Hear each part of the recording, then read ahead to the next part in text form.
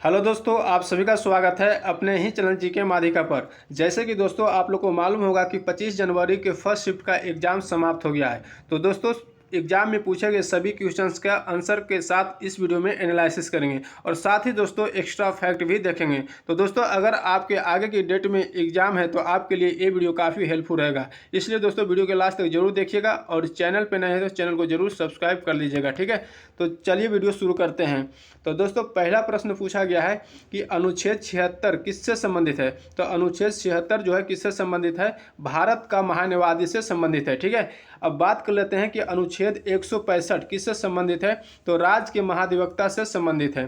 अनुच्छेद 148 से 151 किससे संबंधित है। तो अनुच्छेद 148 से 151 जो है भारत का नियंत्रक एवं महालेखक परीक्षक से संबंधित है। ठीक है, तो सभी फैक्ट को ध्यान रखेगा। अगला प्रश्न देखते हैं।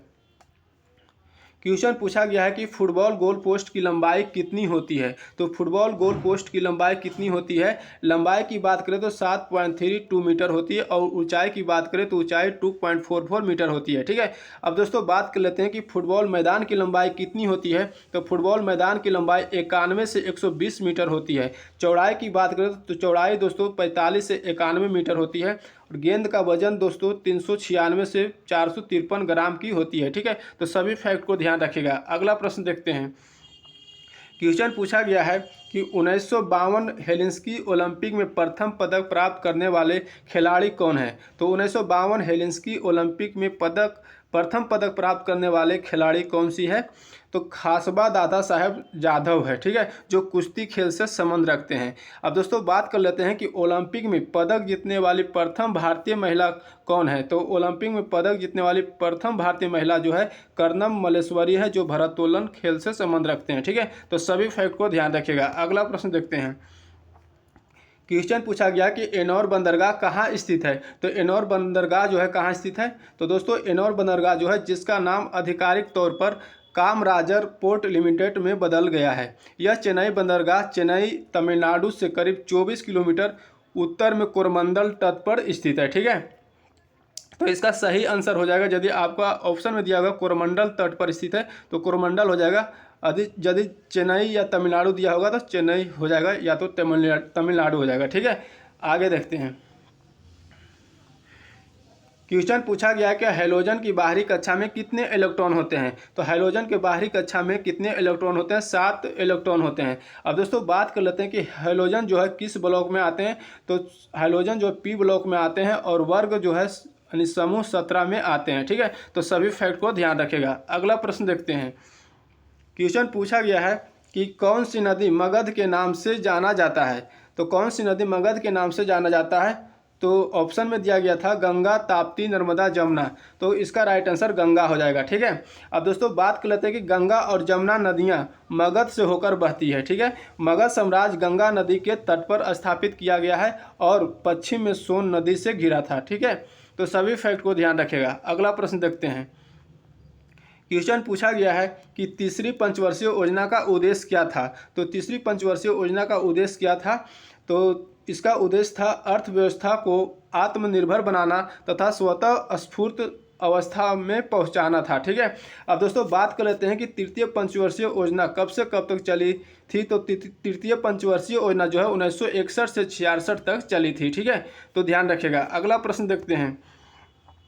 क्वेश्चन पूछा गया है कि राष्ट्रीय वानिकी दिवस कब मनाया जाता है। तो राष्ट्रीय वानिकी दिवस 21 मार्च को मनाया जाता है। अब दोस्तों बात कर लेते हैं कि राष्ट्रीय वानिकी दिवस 2022 का थीम क्या है। तो 2022 का थीम है वन और सतत उत्पादन और खपत। ठीक है, आगे देखते हैं।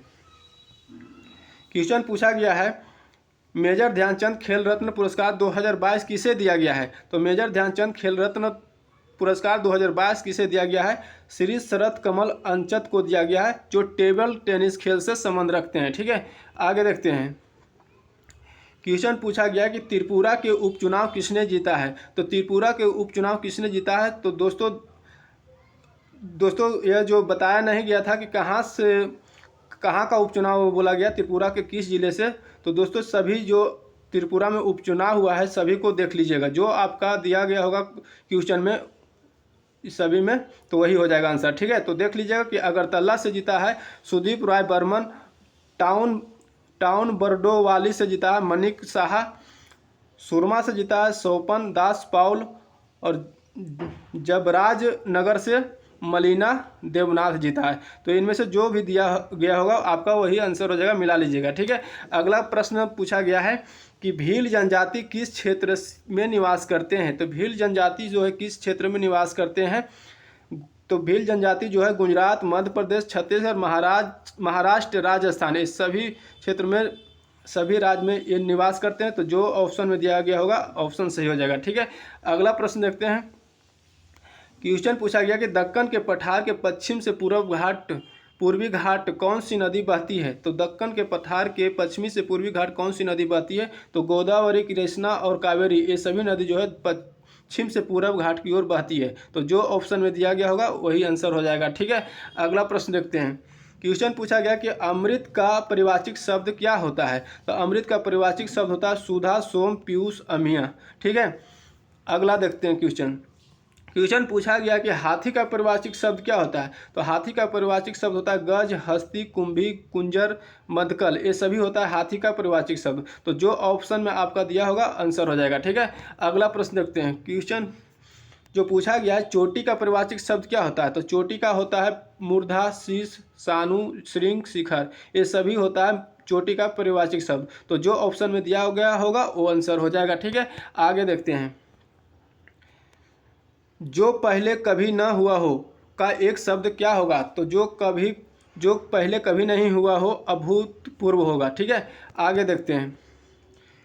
क्वेश्चन पूछा गया कि आपत्ति का विलोम शब्द क्या है। तो आपत्ति का विलोम शब्द क्या होता है, विपत्ति होता है। ठीक है, आगे देखते हैं।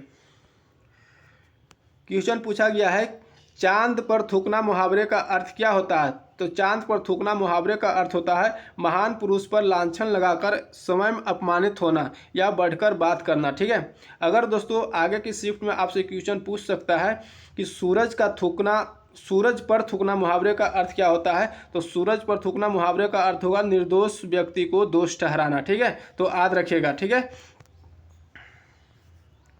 क्वेश्चन पूछा गया है कि जर्मनी के राजधानी बर्लिन है तो कनाडा की राजधानी क्या होगा। ये रीजनिंग में पूछा गया है। ठीक है, कि जर्मनी की राजधानी बर्लिन है तो कनाडा की राजधानी क्या होगा। तो कनाडा की ओटावा हो जाएगा। ठीक है, तो दोस्तों इतना सारे प्रश्न जो है बच्चों के द्वारा मिले हैं, और जो भी क्वेश्चन छूटा है दोस्तों वो अगले वीडियो में फर्स्ट एंड सेकेंड शिफ्ट दोनों साथ में वीडियो लेकर आएंगे।